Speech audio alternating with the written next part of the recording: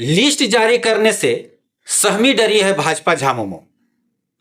उम्मीदवारों की लिस्ट जारी होते ही मचेगी भगदड़। नमस्कार, खबर मंत्र में आपका स्वागत है। मैं हूं अभय सिंह। झारखंड में विधानसभा की 81 सीटों के लिए 2 चरण में चुनाव होने हैं।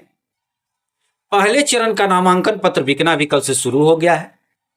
लेकिन हैरानी की बात यह है कि ना ही इंडिया गठबंधन ने और ना ही इंडिया ब्लॉक ने अपने उम्मीदवारों की घोषणा की है।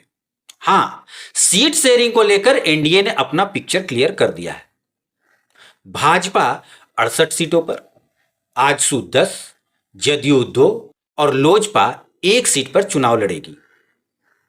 एनडीए के उम्मीदवारों से चुनावी समर में इंडिया गठबंधन के किस उम्मीदवार से मुकाबला होगा, अभी पूरी तरह यह साफ नहीं हुआ है। अभी तक इंडिया गठबंधन ने या एनडीए गठबंधन की ओर से पहले फेज की सभी 43 सीटों के लिए प्रत्याशियों की घोषणा नहीं की गई है। अंदर खाने से जो सूचनाएं मिल रही हैं, उससे यही साबित होता है कि दोनों ही घटक दल जानबूझकर प्रत्याशियों की घोषणा में देरी कर रही है। ऐसा करने के पीछे दलों के बीच के भगदड़ को रोकना है, प्रत्याशियों को भागने से रोकना है। सूत्रों का कहना है कि प्रत्याशियों के घोषणा होते ही दोनों ही घटक दलों के बीच भगदड़ मच जाएगी। दोनों दलों के कई महत्वाकांक्षी नेता टिकट की आस लिए बीते 5 वर्षों से पार्टी का झंडा ढो रहे हैं। वैसे नेता अब और 5 साल इंतजार करने के मूड में नहीं है।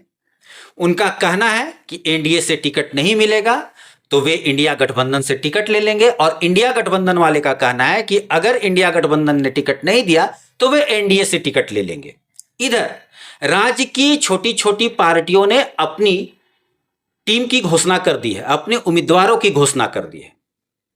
सूत्र बता रहे हैं कि भाजपा ने अपने लड़ने वाले प्रत्याशियों को बता दिया है कि वो नॉमिनेशन के लिए जरूरी कागजात तैयार रखें।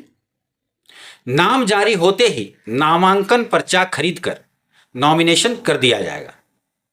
झारखंड के चुनाव प्रभारी हेमंतो विश्व शर्मा ने कहा था कि चुनाव आयोग के चुनाव के घोषणा करते ही भाजपा 24 से 48 घंटे के बीच अपने उम्मीदवारों की सूची जारी कर देगी। लेकिन 48 घंटे से ऊपर हो गए हैं और लिस्ट जारी नहीं हुई है। इससे पता चलता है कि पार्टी नामांकन तिथि के एकदम नजदीक जाकर लिस्ट की घोषणा करेगी ताकि दल बदल की संभावना कम हो।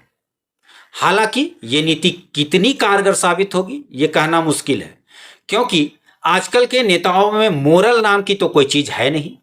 अपनी बात न बने तो पल भर में नीति सिद्धांत बदल जाते हैं। इसीलिए दल बदल तो होगा ही, इसके लिए लाख उपाय कर ले पार्टियां, इससे कुछ होगी नहीं। पहले फेज की नामांकन पत्र की खरीदारी की कट ऑफ डेट 25 तारीख है। ज्ञात हो कि झारखंड की कुल 81 विधानसभा सीटों में 28 एसटी और 9 सीटें एससी के लिए रिजर्व है। पहले फेज में ज्यादातर रिजर्व सीटों पर चुनाव हो जाएगा। इसमें 20 एसटी यानी घाटशिला, पुटका, सरायकेला, चाईबासा, मंझगांव, जगन्नाथपुर, मनोहरपुर, चक्रधरपुर, खरसावां, तमाड़, तोरपा, खूंटी, मांडर, सिसई, गुमला, विशुनपुर, सिमडेगा, कोलोबीरा, लोहरदग्गा और मनिका सीटें हैं। जबकि 6 एससी सिमरिया, चतरा, जुगसलाई, कांके, लातेहार, छतरपुर की सीटें हैं। पहले फेज में एसटी की 12 में से 18 पर इंडिया ब्लॉक और सिर्फ 2 सीटों पर एनडीए काबिज है। इस फेज की 6 एससी सीटों पर दोनों गठबंधन 3-3 सीटों पर कब्जा किए हुए हैं। टीएमसी ने झारखंड में 7 और जयराम की पार्टी जेएलकेएम ने 25 सीटों पर अपने प्रत्याशियों की घोषणा कर सभी पार्टियों के कान खड़े कर दिए हैं। परंतु बड़ी पार्टियां भाजपा, झामुमो और कांग्रेस के सामने दल बदलुओं को रोकने की बड़ी चुनौती होगी। अब बात हजारीबाग की।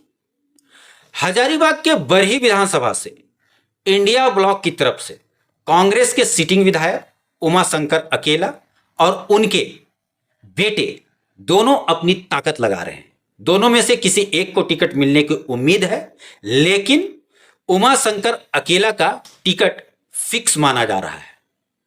हजारीबाग सदर विधानसभा से कांग्रेस की तरफ से मुन्ना सिंह, डॉक्टर आरसी मेहता, शैलेंद्र यादव व विनोद कुशवाहा में रस्साकसी चल रही है।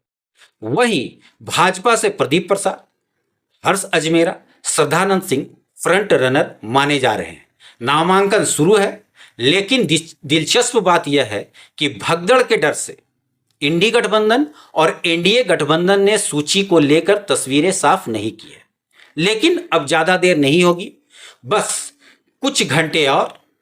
आज के लिए इतना ही। खबर पर नजर बनाए रखिए। धन्यवाद।